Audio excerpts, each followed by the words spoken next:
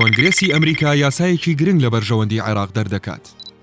کۆنگرێسی ئەمریکا پرۆژە یاسایەکی لە بەرژەوەندی عێراق پەسەند کرد و بەپێی پرۆژە یاساکە چی دیکە سەرۆکی ئەمریکا ناتوانێت ئۆپەراسیۆنی سەربازی لە ناوخاکی عێراق ئەنجام بدات.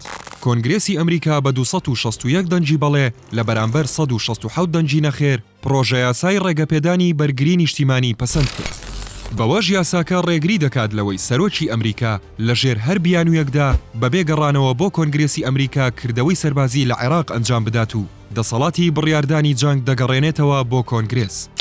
عەلی تەمیمی کە سیاسی و یاساناسێکی عێراقیە ڕایگەیاند دوای ڕووخانی ڕژێمی سەدام چیتر هیچ پاساوێک بۆ یاسای سەرپشکردنی بەکارهێنانی هێز لەلایەن سەرۆکەکانی ئەمریکاوە نەماوە.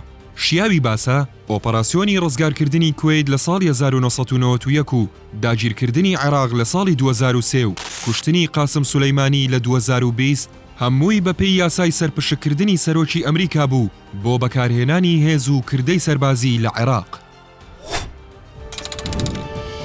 قسەی کۆتایی ڤار دەیکات.